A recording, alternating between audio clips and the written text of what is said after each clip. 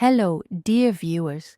This is Dr. Sophie Miller, a medical specialist in health, wellness, and natural medicine. Today, I'm going to talk about something that might be happening in your home right now that you probably haven't even considered. That medication you or your elderly relative takes to sleep could be silently stealing your memories. And the most frightening part? Millions of seniors use these medications daily without any idea of the risk they're taking. Have you ever stopped to think that those seemingly harmless moments of forgetfulness might have a cause other than natural aging? If you're over 60 or care for someone that age, and notice increasingly frequent memory lapses, like losing your keys, forgetting familiar names, or struggling with daily activities, perhaps the villain isn't just age but might be hiding in your medicine drawer. You know that feeling that something is wrong, but you can't quite identify what? The answer might be in the medications you use regularly. Recent scientific studies have revealed alarming data that we need to discuss. Certain commonly used medications directly affect the brain's cholinergic system, reducing acetylcholine, a crucial neurotransmitter for memory formation and cognitive function. This reduction creates a brain environment similar to what we see in the early stages of Alzheimer. With prolonged use, these medications can accelerate cognitive decline and significantly increase the risk of dementia. Can you imagine the impact of this? Medications that should be helping might actually be harming long-term brain health. Let me tell you a story that perfectly illustrates this problem. Mrs. Thompson, a 72-year-old patient I recently treated, is a classic example of this phenomenon. For years, she took medications to control anxiety and improve sleep. I started noticing I was becoming increasingly confused, forgetting recent conversations, and having difficulty remembering even routine activities, she told me during our consultation. Her family suspected Alzheimer's and was already devastated by the prospect. It was when I carefully analyzed her medications that I made a crucial discovery. The medications that were supposed to help her were actually harming her brain. How many cases like Mrs. Thompson's exist out there without the correct diagnosis? It's time to reveal the main culprits. There are 4 types of medications that scientific research links to cognitive impairment and increased risk of Alzheimer, and you need to know them. The first group is benzodiazepines such as diazepam, clonazepam, and alprazolam. Used for anxiety and insomnia, these medications can excessively reduce brain activity. Studies show that using them for more than 3 months increases dementia risk by up to 50%. That's a concerning number, isn't it? Many people use these medications for years on end without knowing the long-term risks. The second group is anticholinergics, present in medications for insomnia, allergies, and incontinence like Benadryl or diphenhydramine, Dramamine, some antidepressants, and bladder medication. These medications directly block acetylcholine in the brain. Research indicates that seniors who use high doses of these medications have almost 50% higher chances of developing dementia. It's important to note that many of these medications are available over the counter, which means people purchase and use them without proper medical guidance, further increasing the risks. The third group is antipsychotics, like haloperidol and risperidone, frequently prescribed for agitation in elderly patients, especially those with established dementia. These medications can cause excessive sedation and significant cognitive deterioration. It's a dangerous cycle. The medication used to control dementia symptoms may actually worsen the cognitive state. Have you seen something like this happen with a family member? Finally, we have certain opioid painkillers, especially when used chronically. Beyond dependency, which is already a serious problem, these medications can cause mental confusion and long-term cognitive problems. Many elderly people suffer from chronic pain and end up depending on these medications to have some quality of life without knowing they might be compromising their brain health. Now, you must be wondering, but Dr. Miller, if these medications are so dangerous, why do they continue to be prescribed? The answer is complex. First, many professionals are still not fully updated on these more recent studies. Additionally, for some conditions, the short-term benefits may outweigh the risks, especially in short-term treatments. The problem arises when these medications are used for prolonged periods without periodic reassessment of the risk-benefit ratio. The good news is that there are safer alternatives for each of these categories, and I'll share them with you now. For anxiety and insomnia, for example, we can turn to relaxation techniques, cognitive behavioral therapy, meditation, and, when necessary, non-benzodiazepine medication with strict medical supervision. Many of my patients have achieved impressive results with deep breathing techniques and guided meditation before sleep. Have you tried any of these natural approaches? For allergies, there are new generation antihistamines that don't cross the blood-brain barrier, like loratadine or cetirizine. These medications are much safer for cognitive health, especially in seniors. It's always important to remember that even over-the-counter medications need to be used with caution and preferably with medical guidance. For chronic pain, I recommend a multimodal approach with physical therapy, acupuncture, and non-opioid painkillers when possible. Often, the combination of different approaches allows for significantly reducing the use of potentially harmful medications. Can you imagine being able to control pain while still preserving your brain health? It's possible with the right approach. Remember Mrs. Thompson I mentioned earlier? After 3 months of gradually replacing her problematic medications, always with medical supervision, never do this on your own, she experienced an impressive transformation. It's as if a fog had lifted from my mind. I started remembering things I thought were lost forever.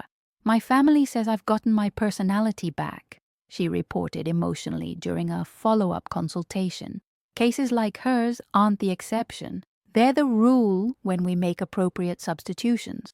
Based on multiple studies published in respected journals like JAMA and the British Medical Journal, the reduction or substitution of these medications can not only stop cognitive decline but, in many cases, reverse part of the damage already done. It's almost like giving the brain a new lease on life, allowing it to recover some of its compromised functions. However, it's absolutely crucial, and I can't stress this enough. Never stop any medication without medical guidance. Withdrawal should be gradual and supervised, as abrupt interruption can cause serious health problems, including severe withdrawal symptoms in some cases. You might be wondering, how can I know if I'm taking any of these problematic medications? First, check the package inserts of all medications that you or your elderly relative regularly uses. Look for the names I mentioned or ask your pharmacist. But most importantly, schedule an appointment with your doctor to specifically discuss this matter.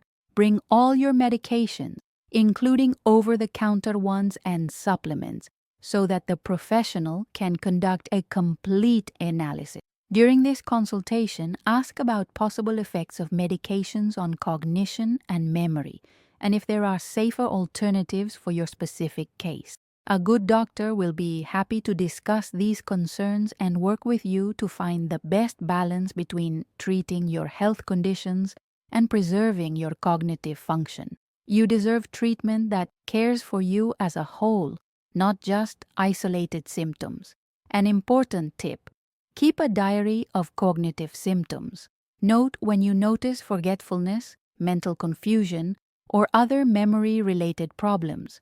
This will help your doctor identify patterns that might be related to the use of certain medications. Sometimes cognitive side effects only appear at certain times of the day, such as after taking medication, and this record can be fundamental for diagnosis. Some warning signs you should watch for include difficulty finding words during normal conversation, problems following the thread of a conversation, forgetting recent events, confusion about familiar dates or places, and difficulty performing everyday tasks that were once simple.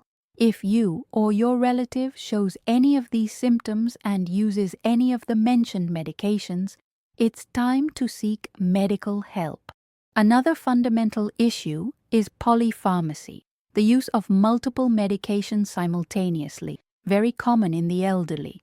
Even if each medication in isolation doesn't cause significant problems, the combination of several of them can enhance negative effects on cognition. That's why it's important for a single doctor, preferably a geriatrician, to coordinate all treatments and have a global view of all medications being used. There's also an important matter of individual sensitivity. Some people are more susceptible to the cognitive effects of these medications than others.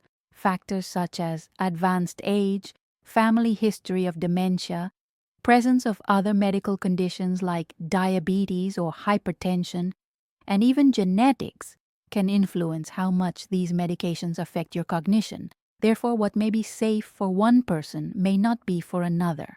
Let's also talk about prevention. If you don't yet use any of these problematic medications, but are facing conditions such as insomnia, anxiety, or chronic pain, talk to your doctor about initial approaches that don't involve high-risk medications.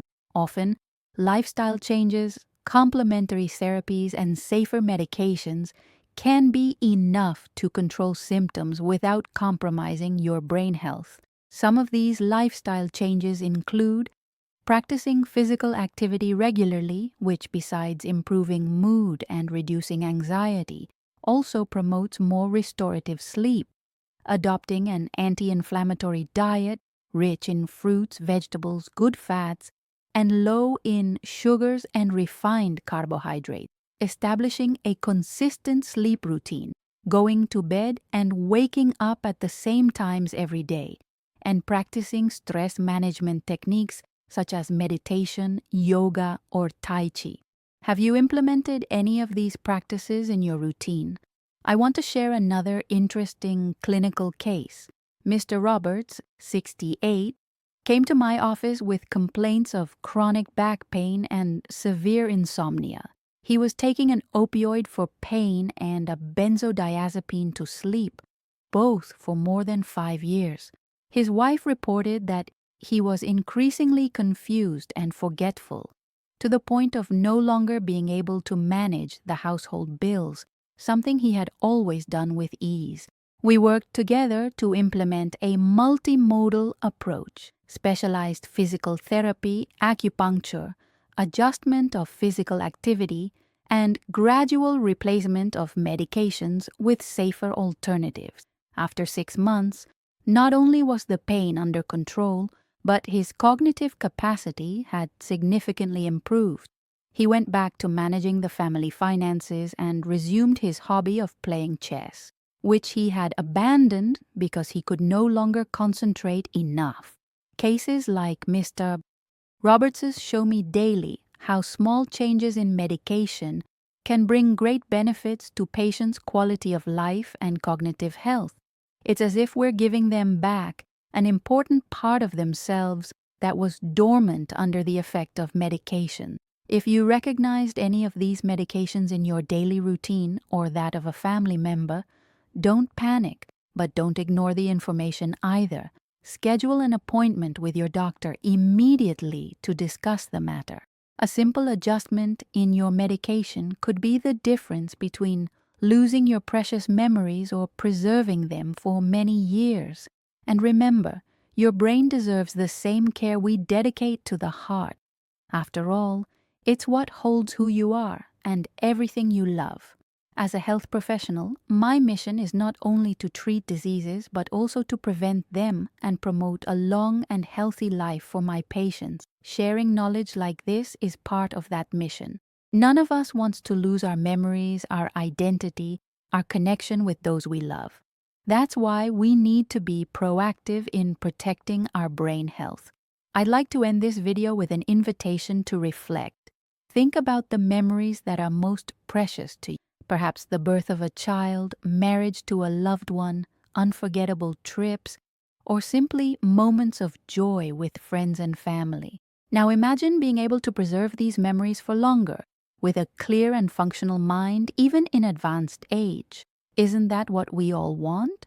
The good news is that, with the right care, including a critical review of the medications we use, we can take significant steps in that direction.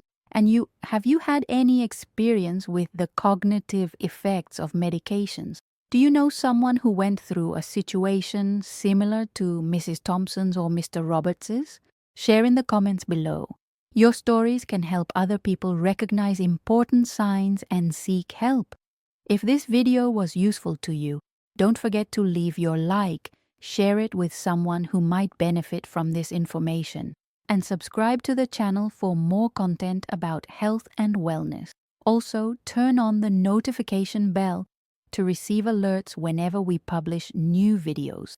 This is Dr. Sophie Miller, wishing you great health and mental clarity. Until the next video.